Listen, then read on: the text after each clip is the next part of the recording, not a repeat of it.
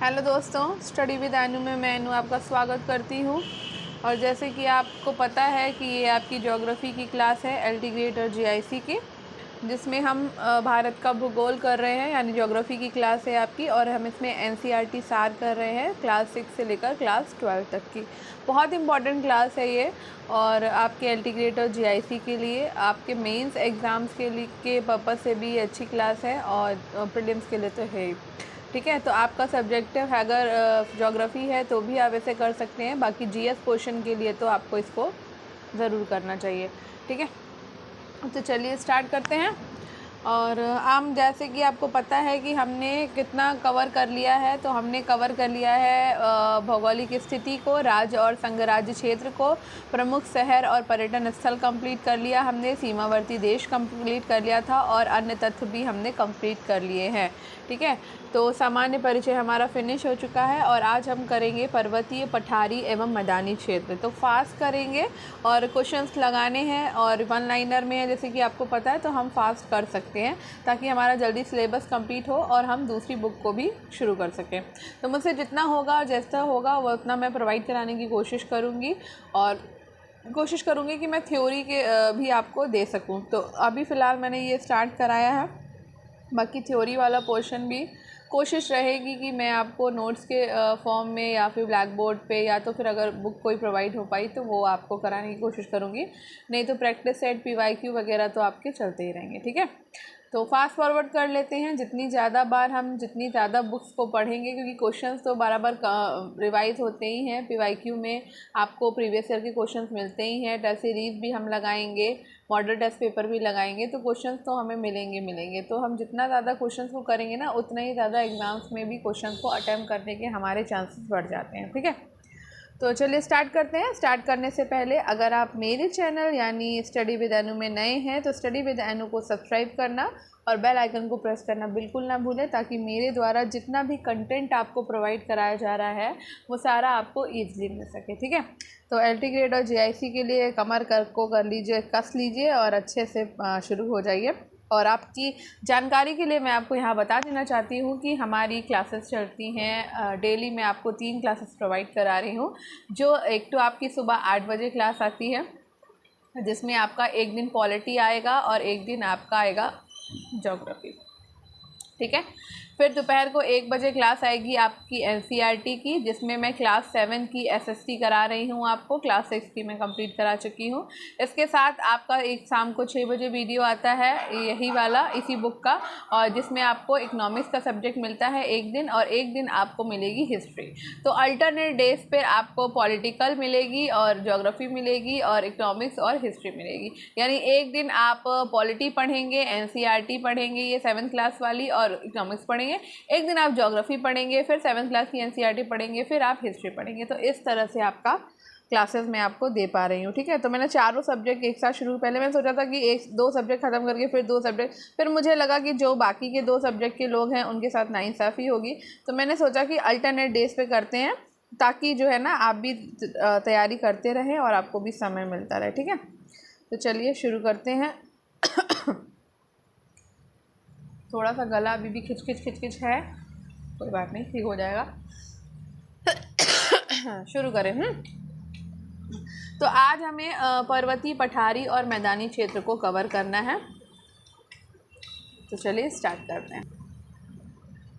Start करते हैं पर्वतीय, पठारी और मैदानी क्षेत्र। तो हम माउंटेन्स पढ़ेंगे यहाँ पे, और प्लेन एरिया वगैरह पढ़ेंगे। ठीक है, अच्छा, मैं यहाँ पे आपको बता देना चाहती हूँ कि आपका जो वीडियो होता है वो 30 मिनट का होता है, लेकिन मैंने आपको ये भी बताया है कि अगर टॉपिक हमारा चल रहा है तो मैं टॉपिक को ख़त्म करूँगी। वो टॉपिक आपका 30 मिनट से पहले ख़त्म हो जाता है तो भी अच्छा है, 30 मिनट से ऊपर जाएगा तो वो जाएगा। ठीक है, तो वो टॉपिक ख़त्म होके ही आपका वीडियो जो है वो ख़त्म होगा, यानी आपका क्लास वाइंड अप होगी। तो मैं टॉपिक को बीच में नहीं छोड़ूंगी। टॉपिक अगर बड़ा है तो वीडियो ऊपर जाएगा, अदरवाइज़ मेरी कोशिश यही रहेगी कि मैं 30 मिनट में वीडियो को ख़त्म कर दूँ। नवंबर आने के बाद ही वीडियो आपके 1 घंटे के जाएंगे, या 1 घंटे से ऊपर के, लेकिन अभी आपके वीडियो आधे घंटे के रहेंगे, और उसी में मैं फास्ट करवाने की कोशिश करूँगी। तो जैसे कि आप देख सकते हैं टॉपिक वाइज है, बहुत सारे एग्ज़ाम्स में क्वेश्चन आ चुके हैं, और चूँकि अच्छी बुक है तो चांसेस ज़्यादा है। दूसरी बात, एनसीईआरटी से क्वेश्चन बनेंगे तो एनसीईआरटी पढ़नी है, तो एनसीईआरटी के क्वेश्चन भी लगाने पड़ेंगे हमें। ठीक है, तो शुरू करते हैं सबसे पहले पर्वत और पहाड़ से। पूर्वांचल पर्वत श्रृंखला भारत और दूसरे देश के बीच की सीमा पर स्थित है। वो दूसरा देश कौन सा है? तो वो दूसरा देश है आपका म्यांमार। कौन सा देश है भाई? म्यांमार। ठीक है। हिमालय के सर्वोच्च शिखर माउंट एवरेस्ट की ऊंचाई कितनी है? तो माउंट एवरेस्ट की ऊंचाई है 8,848 मीटर। अरावली पर्वत श्रेणी में सबसे ऊंचा शिखर है हमारा गुरु शिखर। ठीक है, तो ये कुछ क्वेश्चन है जो हमेशा एग्जाम में आते हैं, तो ये याद रख लीजिए। विश्व की सबसे ऊंची चोटी माउंट एवरेस्ट नेपाल और तिब्बत के बीच में आपकी स्थित है। ठीक है, विश्व की सबसे ऊंची चोटी माउंट एवरेस्ट नेपाल और तिब्बत के बीच में स्थित है। गुरु शिखर चोटी राजस्थान राज्य में स्थित है। विंध्य पर्वत उत्तर पश्चिम में अरावली पर्वत श्रृंखला और दक्षिण में सतपुड़ा रेंज से घिरा हुआ है। पश्चिमी घाट का उच्चतम शिखर क्या है? तो पश्चिमी घाट का उच्चतम शिखर है अनाईमुड़ी। ठीक है। लघुत्तर हिमालय पर्वत की सबसे लंबी पर्वतमाला है पीर पंजाल पर्वतमाला। ठीक है, आगे बढ़ते हैं। प्रायद्वीपीय भारत की सबसे ऊंची चोटी, तो प्रायद्वीपीय भारत की सबसे ऊंची चोटी है अनाईमुड़ी। दक्षिण भारत का सबसे ऊंचा शिखर है अनाईमुड़ी। बात एक ही है, प्रायद्वीपीय भारत की बात हो चाहे दक्षिण भारत की बात हो, तो दोनों की सबसे ऊंचा शिखर या सबसे ऊंची चोटी आपकी अनाईमुड़ी ही है। ठीक है। भ्रंशोद पर्वत में निम्नतर खंड होते हैं, तो भ्रंशोद पर्वत में निम्नतर खंड होते हैं हास्ट। प्रायद्वीपीय पहाड़ी मैदान पठार की एक अनोखी विशेषता काली मिट्टी का क्षेत्र है, जिसे हम दक्कन ट्रैप के नाम से जानते हैं। हिमालय या हिमाद्री के सुदूर उत्तरी भाग की औसत ऊंचाई लगभग 6,000 मीटर है। वो सर्वोत्तम पर्वत शिखर जो पूरी तरह से भारत में स्थित है वो है हमारा कंचनजंगा। काराकोरम पर्वत श्रृंखला में सबसे ऊंची चोटी, तो काराकोरम पर्वत श्रृंखला में सबसे ऊंची चोटी है माउंट केटू। ठीक है। पोनमुड़ी दक्षिण भारत का एक छोटा सा हिल स्टेशन है और वो तिरुवनंतपुरम शहर के पास में स्थित है। वो घाटी जो हिमालय पर्वत श्रृंखला में स्थित नहीं है, तो अराकू घाटी आपकी हिमालय पर्वत श्रृंखला में स्थित नहीं है। भौगोलिक इतिहास के अनुसार भारत का प्राचीनतम पर्वत है अरावली। केरल में स्थित सर्वोच्च पर्वत चोटी का नाम है अनाईमुड़ी। आगे बढ़ते हैं, तो यहाँ तक कंप्लीट हो गया है। वह भारतीय पर्वतीय चोटी जिसकी ऊंचाई सबसे कम है, तो भाई मुकुट पर्वत की ऊंचाई सबसे कम है, लेकिन ये ऑप्शन के हिसाब से आंसर आएगा, तो ये इसको लर्न नहीं करना है, बस एक रफली हमने देख लिया। ठीक है। कंचनजंगा विश्व में तीसरा सबसे बड़ा पर्वत भारत और नेपाल की सीमा पर स्थित है। ये क्वेश्चन देखो दोबारा से रिपीट हो रहा है, लेकिन उस समय एवरेस्ट के बारे में पूछा गया था। ठीक है, और यहाँ कंचनजंगा के बारे में पूछा जा रहा है। वो पर्वतीय स्थान जिसकी ऊंचाई समुद्र तल से सबसे अधिक है, तो ऊटी की ऊंचाई समुद्र तल से सबसे अधिक है। उत्तरी अंडमान का उच्चतम बिंदु 732 मीटर पर स्थित है और ये सैंडल चोटी है। भारत हिंदुकुश पर्वत श्रृंखला से घिरा हुआ है उत्तर पश्चिम में। ठीक है, आगे बढ़ते हैं। भारत का अंडमान निकोबार द्वीप समूह डैश जलमग्न पर्वतमाला का आपातिक भाग है, तो अराकान योमा का आपातिक भाग है भारत का अंडमान निकोबार द्वीप समूह। अरावली पर्वत श्रेणी स्थित है माउंट आबू हिल स्टेशन पर। मेघालय राज्य में पाई जाने वाली जनजाति के साथ साथ एक पर्वत श्रेणी का नाम है जयंतिया, तो जयंतिया पर्वत श्रेणी भी है और जयंती जनजाति भी है जयंतिया। ठीक है, और ये कहाँ है? तो मेघालय में। ठीक है। हिमालय की बृहत्तम पर्वत श्रेणी शिवालिक है, जिसकी ऊंचाई 900 से 1100 मीटर के बीच है और चौड़ाई कितनी है? तो चौड़ाई है 10 से 50 किलोमीटर के बीच में। महान या आंतरिक हिमालय या हिमाद्री के रूप में जाना जाता है हिमालय की सबसे उत्तरी पर्वतमाला को। तारामती चोटी, तो तारामती चोटी आपकी कहाँ पर है? तो भाई तारामती चोटी है महाराष्ट्र में। ठीक है। इलायची पहाड़ियाँ भारत के केरल राज्य में है। कहाँ पर है? केरल राज्य में। महाराष्ट्र में पश्चिमी घाटों को स्थानीय रूप से जाना जाता है सह्याद्री के नाम से। हिमालय की कामेत चोटी भारत के उत्तराखंड राज्य में स्थित है। भारत का वो राज्य जो नर्म असंवेदित निक्षेपों से निर्मित है, उसे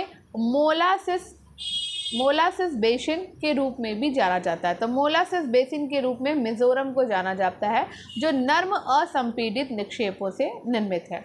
डोड्डा बेटा चोटी, जिसका अर्थ एक बड़ा पर्वत डैश की सबसे ऊंची पर्वत चोटी है। तो ये नीलगिरी पहाड़ियों की सबसे ऊंची चोटी है डोड्डा बेटा चोटी, जिसका अर्थ होता है एक बड़ा पर्वत। दक्षिण में सतपुड़ा पर्वत और दक्षिण पश्चिम में अरावली पर्वत से घिरी हुई है विंध्याचल पर्वत माला। ठीक है आगे बढ़ते हैं। मासिनराम पृथ्वी पर अधिक सर्वाधिक आर्द्र स्थान है और ये स्थित है खासी पहाड़ी में। ठीक है, यानी कहाँ, मेघालय में। ठीक है, सतलज और काली नदियों के बीच स्थित हिमालय के हिस्से को कुमाऊं हिमालय कहा जाता है। उड़ीसा राज्य में स्थित है देओमाली चोटी। महेंद्रगिरी की पहाड़ियाँ कहाँ स्थित हैं? तो महेंद्रगिरी की पहाड़ियाँ आपको उड़ीसा में मिलेंगी। छोटा नागपुर पठार झारखंड राज्य में स्थित है। हिमालय की वो चोटी जो भारत में स्थित है, तो हिमालय की कामेत चोटी भारत में स्थित है। निम्न हिमालय की सबसे लंबी पर्वतमाला है पीर पंजाल पर्वतमाला। ठीक है, तो निम्न हिमालय की सबसे लंबी पर्वतमाला कौन सी है? तो पीर पंजाल पर्वतमाला है। माउंट गार्डविन आस्टिन यानी K2 की ऊंचाई कितनी है? तो 8611 मीटर है K2 की ऊंचाई। ठीक है, एवरेस्ट की कितनी है? बताओ कितनी है? 8824 है कि 48 है? बताओ कमेंट बॉक्स में कमेंट करके। खासी, गारो और जयंतिया पहाड़ियाँ कहाँ स्थित हैं? तो ये आपकी मेघालय में स्थित है। ठीक है, आगे बढ़ते हैं। डैश में स्थित कंचनजंगा भारत की सबसे ऊंची चोटी है। तो सिक्किम में स्थित कंचनजंगा भारत की सबसे ऊंची चोटी है। सालतोरो कांगरी चोटी जो है वो भारत पाकिस्तान सीमा पर स्थित है। कामेत, नामचा बरवा, गुरला मंधाता हिमालय की पर्वतीय चोटियों के नाम हैं। भारत के महाराष्ट्र राज्य से होकर नहीं गुजरती है अरावली पर्वत। तो अरावली पर्वत कहाँ से गुजरती है, ये आप मुझे कमेंट बॉक्स में बताएंगे। 2020 में आयोजित एक आभासी वर्चुअल समारोह में नेपाल और चीन के द्वारा संयुक्त रूप से माउंट एवरेस्ट चोटी की आधिकारिक तौर पर घोषित ऊंचाई कितनी है? तो भाई आप देखो घोषित ऊंचाई कितनी है, 29,031.69 फीट है। ठीक है, हिमालय पर्वत को विभाजित किया गया है। तो हिमालय पर्वत को हिमाचल, हिमाद्री और शिवालिक में विभाजित किया गया है। हिंदुकुश पर्वत की सबसे ऊंची चोटी कौन सी है? तो तिरचमीर हिंदुकुश पर्वत की सबसे ऊंची चोटी है। हिमालय में धौलाधार पर्वतमाला का एक भाग है मध्य हिमालय का। सतपुड़ा पहाड़ी की सबसे ऊंची चोटी कौन सी है? तो धूपगढ़ चोटी सतपुड़ा पहाड़ी की सबसे ऊंची चोटी है। खासी पहाड़ी पर स्थित है शिलोंग। दक्षिण भारत में स्थित डैश पहाड़ी की चोटी का नाम है डोड्डा बेटा। तो दक्षिण भारत में स्थित नीलगिरी पहाड़ी की चोटी का नाम है डोड्डा बेटा। व्यावहारिक रूप से उत्तर और दक्षिण भारत के बीच की सीमा का निर्माण करती है विंध्य पर्वतमाला। हिमालय पाया जाता है अरुणाचल प्रदेश में। नीलगिरी की पहाड़ियों में मिलते हैं पश्चिमी घाट और पूर्वी घाट। कैलाश पर्वत तिब्बत क्षेत्र में स्थित है। गुजरात स्थित जूनागढ़ की गिरनार पहाड़ियाँ के आमों की किस्म के लिए प्रसिद्ध है। तो केसर आमों की किस्म के लिए प्रसिद्ध है गुजरात स्थित जूनागढ़ की गिरनार पहाड़ियाँ। ठीक है, भारत में वो पहाड़ी जिसको ब्लू माउंटेन के रूप में जाना जाता है। तो ब्लू माउंटेन के रूप में जानी जाती हैं नीलगिरी की पहाड़ियाँ। पश्चिमी घाट से संबंधित पहाड़ी नहीं है महेंद्रगिरी पहाड़ी। तो महेंद्रगिरी पहाड़ी कहाँ की पहाड़ी है, ये आप बताओगे कमेंट बॉक्स में। रायसीना हिल स्थित है, ये राष्ट्रपति भवन वाले स्थान पर स्थित है। भारत के उत्तर में एक दीवार बनाते हैं उत्तरी पहाड़। पूर्वी भारत की पहाड़ी पट्टी मेघालय मूल रूप से हिस्सा था असम का। भारत के उत्तर में 3 पर्वतीय क्षेत्रों का दक्षिणी भाग बाहरी हिमालय है जिसे कहा जाता है शिवालिक रेंज। ठीक है, आगे बढ़ते हैं। पर्वत श्रृंखलाओं में से डैश के सबसे ऊंचे पर्वत को गुरु शिखर के नाम से जाना जाता है। तो भाई गुरु शिखर आपका अरावली पर्वत श्रृंखला पर है। ठीक है, और अरावली पर्वत श्रृंखला कहाँ पर है आपकी? तो भाई राजस्थान में है। और मैंने शायद अभी थोड़ी देर पहले आपसे पूछा भी कमेंट बॉक्स में कमेंट करने के लिए। भारत में तमिलनाडु राज्य में स्थित है शेवाराय हिल्स। कहाँ स्थित है शेवाराय हिल्स? तमिलनाडु राज्य में। ठीक है, आगे बढ़ते हैं।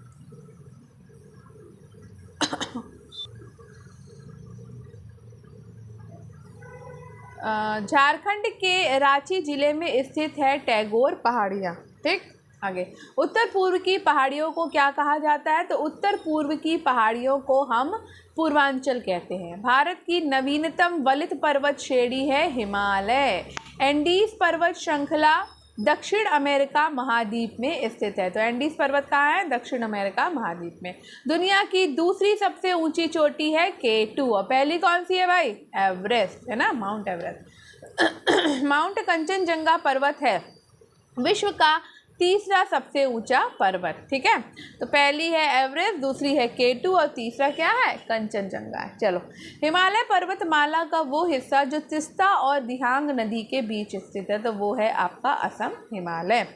लघु हिमालय और भारी हिमालय के बीच सपाट को क्या कहा जाता है? तो दून कहा जाता है। वो श्रृंखला जो एक छोर पर लद्दाख को कश्मीर की घाटी और चिनाब नदी से अलग करती है और हिमाचल प्रदेश में स्पीति में किन्नौर को अलग करती है, तो वो है जास्कर श्रृंखला जो हिमाचल क्षेत्र में स्पीति से किन्नौर को अलग करती है। सॉरी। अवशिष्ट पर्वत के उदाहरण क्या है भाई? तो नीलगिरी पर्वत आपका अवशिष्ट पर्वत का उदाहरण है। हिमालय का तीसरा सबसे बड़ा शिखर है माउंट कंचनजंगा।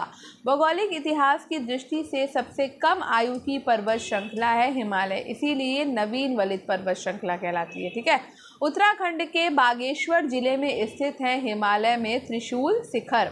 भारत की सबसे दक्षिणी पहाड़ी श्रृंखला है इलायची कार्डमम पहाड़ी।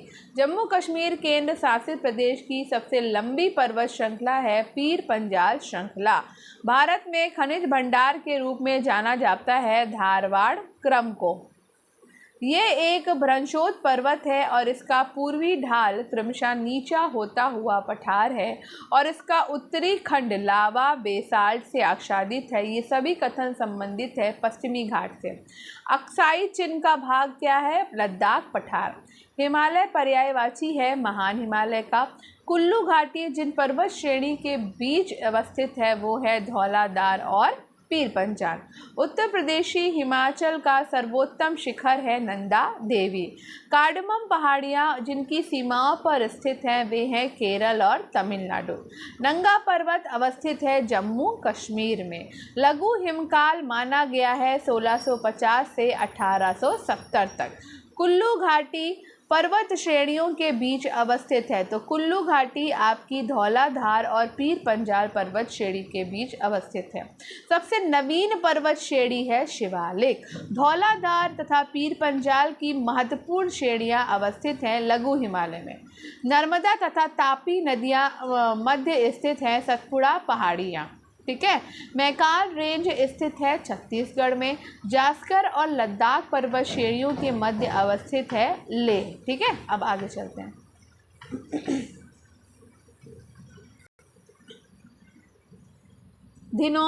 धिनोधर पहाड़ियाँ गुजरात। धिनोधर पहाड़ियाँ भारतीय राज्य गुजरात में आपकी स्थित हैं। ठीक है, धिनोधर पहाड़ियाँ कहाँ स्थित हैं? गुजरात में। डैश का उत्तरी भाग सह्याद्री के नाम से जाना जाता है, तो पश्चिमी घाट का जो उत्तरी भाग है वो सह्याद्री के नाम से जाना जाता है। पश्चिमी घाट का हिस्सा है अन्नामलाई पहाड़ियाँ। दिलवाड़ा और जरगा पर्वत चोटियाँ राजस्थान राज्य में स्थित हैं। महादेव पहाड़ियाँ मुख्य रूप से मध्य प्रदेश राज्य में फैली हुई हैं। हिमालय पर्वत की सुदूर उत्तरी पर्वतमाला को महान हिमालय के नाम से जाना जाता है। बामुनी पहाड़ियाँ आपकी असम राज्य में फैली हुई हैं। वह पर्वत शिखर जो भारतीय राज्य नागालैंड और म्यांमार के संगाइंग श्रेणी की पहाड़ी सीमा पर आसपास की चोटियों से ऊपर दिखाई देता है वो है माउंट सारामती। पश्चिमोत्तर, उत्तर और पूर्वोत्तर में तरुण वलित पर्वत भारत को आबद्ध करते हैं। डैश राज्य में शत्रुंजय पहाड़ी स्थित है, तो गुजरात राज्य में आपकी शत्रुंजय पहाड़ी स्थित है। हिमालय की सबसे बाहरी पर्वत श्रेणी है शिवालिक पर्वत श्रेणी। असम में स्थित पहाड़ी है कार्बी आंगलोंग पहाड़ियाँ। दार्जिलिंग हिल स्टेशन जो कि पर्वतीय पर्यटन स्थल मध्य हिमालय में स्थित है। हिमाचल हिमालय की एक पर्वत श्रेणी है, इसे लघु हिमालय के नाम से भी जाना जाता है। श्वेत पर्वत के नाम से जाना जाता है धौलागिरी को। ठीक है। भारत की सबसे पुरानी पर्वत श्रेणी है अरावली श्रेणी। विश्व का तीसरा सबसे ऊंचा पर्वत है कंचनजंगा, जो भारत और नेपाल की सीमाओं को जोड़ता है। नीलांचल हिल्स है गुवाहाटी में। माउंट जोपुनो सिक्किम राज्य में आपका स्थित है। ठीक है, आगे बढ़ते हैं। आंध्र प्रदेश में स्थित है नगरी पर्वत श्रृंखला। कौन सी पर्वत श्रृंखला? नगरी पर्वत श्रृंखला आपकी आंध्र प्रदेश में स्थित है। ठीक है। लद्दाख कराकोरम श्रृंखला और जास्कर पर्वत के बीच स्थित है। हिमालय की ऊंची ऊंची पर्वतमालाओं में घास के विशाल मैदान कहलाते हैं बुग्याल। माउंट एवरेस्ट पर चढ़ाई करने के लिए पर्वतारोहियों को नेपाल जाने की आवश्यकता होती है। अराकानयोमा हिमालय पर्वत की एक श्रेणी म्यांमार पर स्थित है। भारत में लद्दाख के सियाचिन क्षेत्र के पास स्थित है केटू पर्वत। कुमाऊं हिमालय दो नदियों सतलुज और काली के बीच में स्थित है। हिमालय पर्वत श्रृंखला भारत के 10 राज्यों में है। धौलाधार श्रृंखला लघु हिमालय श्रेणी का हिस्सा है। ठीक है, आगे बढ़ते हैं। बस आपको मेरे साथ पढ़ते चले जाना है एक बार, या सुनते चले जाना है बस, ठीक है ना। पटकाई अपने आप ये लर्न हो जाएगा जब मैं आगे और दोबारा से रिपीट कराऊंगी आपको दूसरी बुक के माध्यम से, है ना। पटकाई बुम पहाड़ियाँ भारत के पूर्वी भाग में स्थित है। बोर्रा गुफाएं भारत के पूर्वी तट पर अनंतगिरी पहाड़ी पर स्थित है। हिमालय की कंचनजंगा शिखर की ऊंचाई है 8,598 मीटर। ठीक है, आगे बढ़ते हैं। पश्चिम बंगाल की सबसे ऊंची चोटी है सदंकू। झारखंड का सबसे ऊंचा शिखर है पारसनाथ।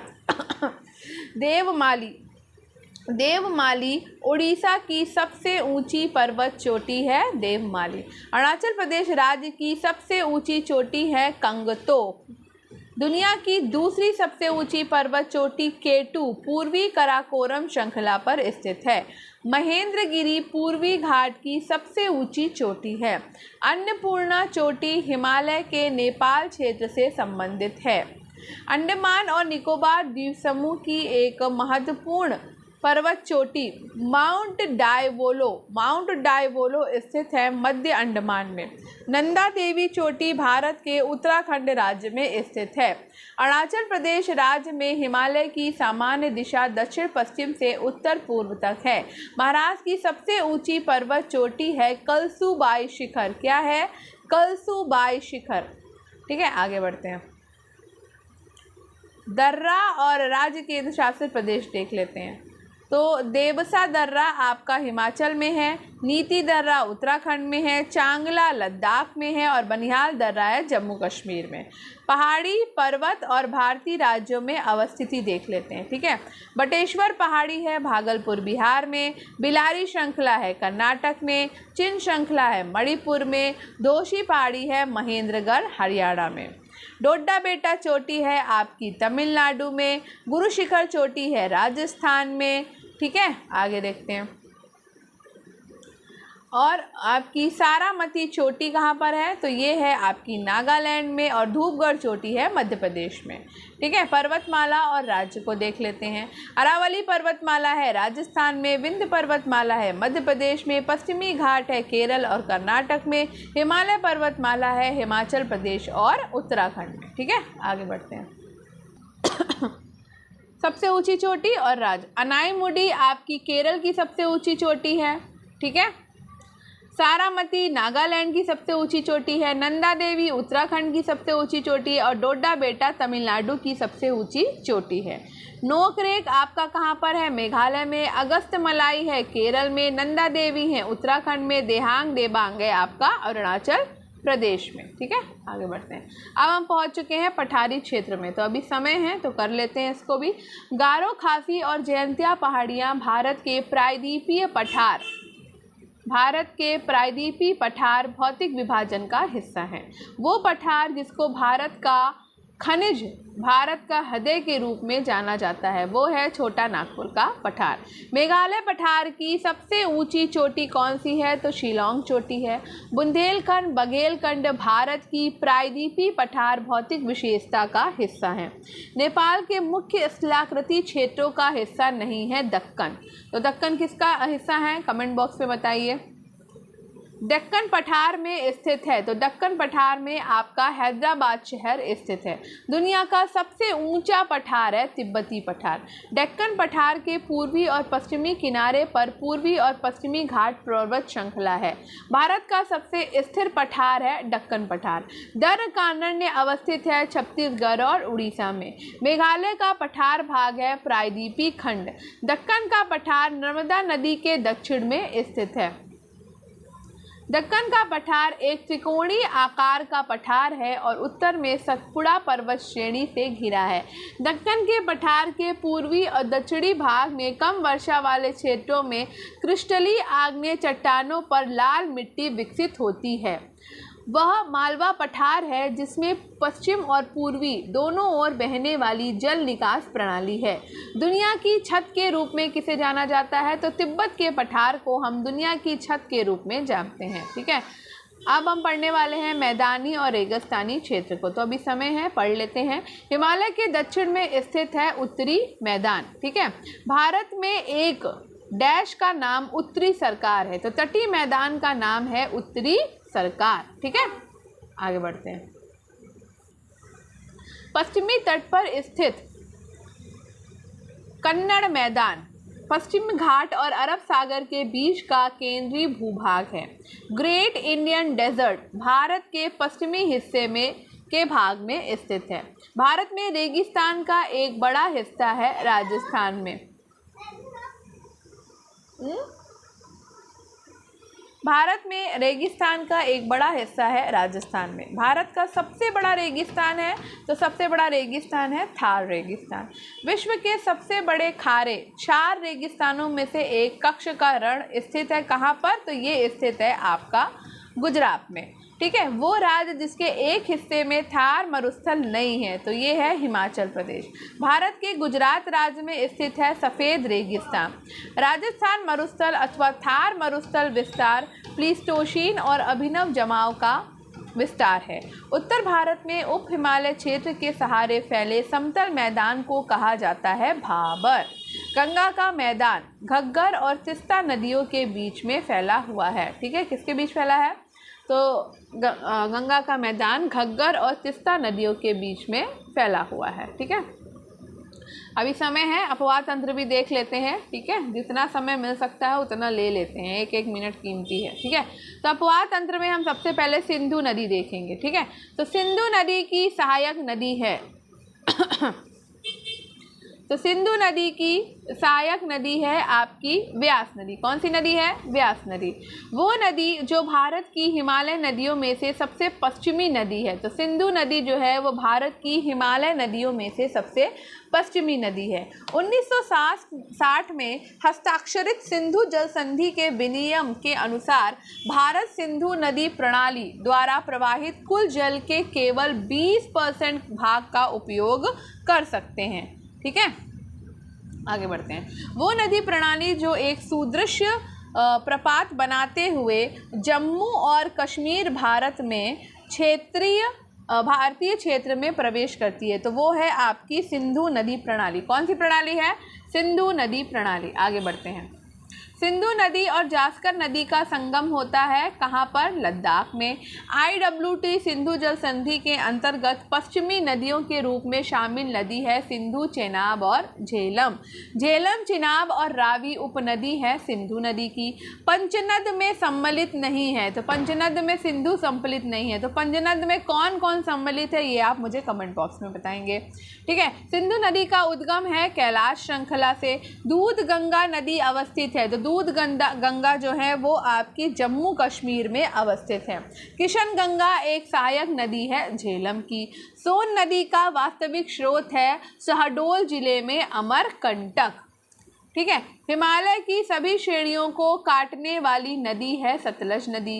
वो नदी जिसका उद्गम भारत में नहीं है, तो सतलज का उद्गम भारत में नहीं है। ठीक है, अब बात करते हैं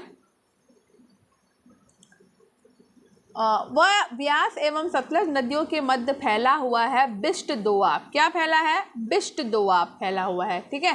सिंधु नदी की सहायक नदी समुद्र तल से 4000 मीटर ऊंचाई पर रोहतांग दर्रे के पास से निकलती है। ठीक है, रोहतांग दर्रे के पास से निकलती है।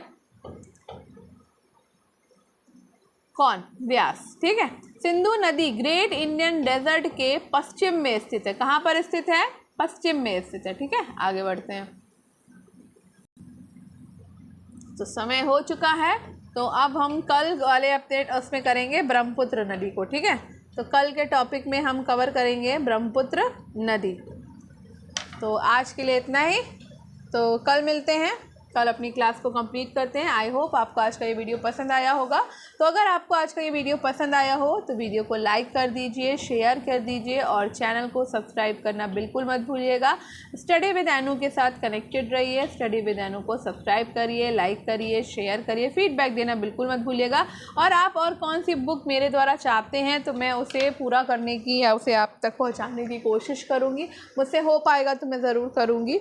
तो आप मुझे कमेंट बॉक्स में बता सकते हैं। और बाकी आपको कैसा लग रहा है? अगर मैं स्लो हूँ तो बताइए, मैं फ़ास्ट हो जाती हूँ, और अगर फास्ट चल रही हूँ तो थोड़ा सा स्लो हो जाऊँगी, लेकिन बहुत स्लो नहीं हो पाऊँगी, क्योंकि मैं चाहती हूँ कि मेरे पास जितना ज़्यादा से ज़्यादा मटेरियल है वो मैं आप तक पहुँचा सकूँ, हम कई बार रिवाइज़ कर सके इन सारे टॉपिक्स को। और चूँकि 4 सब्जेक्ट मैं एक साथ लेके चल रही हूँ, तो और उसके साथ साथ हम एनसीईआरटी भी कवर कर रहे हैं, मतलब अलग से एनसीईआरटी की बुक। और दूसरी बात, अभी मुझे करंट भी आपको शुरू कराना है, तो करंट भी बहुत ज़रूरी है, तो उसकी क्लासेस भी चलेंगी। तो मुझसे जितना हो सकेगा, तो मैं इसलिए सोच रही हूँ थोड़ा सा फास्ट चलूँ। फास्ट चलूँगी तो ज़्यादा से ज़्यादा हम बुक्स को, ज़्यादा से ज़्यादा मटेरियल को और ज़्यादा से ज़्यादा टॉपिक्स को हम बार बार रिवाइज़ कर पाएंगे। ठीक है, तो एक ही बुक से मैं रिवाइज़ नहीं कराऊंगी। ये बुक ख़त्म होगी, दूसरी बुक से शुरू हो जाएगा, पीवाईक्यू फॉर्म में शुरू हो जाएगा, टेस्ट सीरीज़ में शुरू हो जाएगा, मॉडल पेपर में शुरू हो पाएगा। जैसे हो सकता है मुझसे वैसे होगा। थ्योरी बेस कराना चाहूँगी तो वो भी करा दूँगी आपको। सॉरी, अभी तक पता नहीं क्या बात है। हाँ, सही होती हूँ फिर वापस से होल्ड हो जाता है, क्योंकि घर पे एक सही होता है, दूसरे को हो रहा है, दूसरे को दूसरा सही होता है, तीसरे को हो रहा है, और वापस से ऐसे करके सर्कल चल रहा है वो। हम मिलते हैं नेक्स्ट क्लास में नेक्स्ट अपने आगे ये ब्रह्मपुत्र नदी के साथ में। ठीक है, तो पढ़ते रहिए, सबका ज़रूर मिलेगी।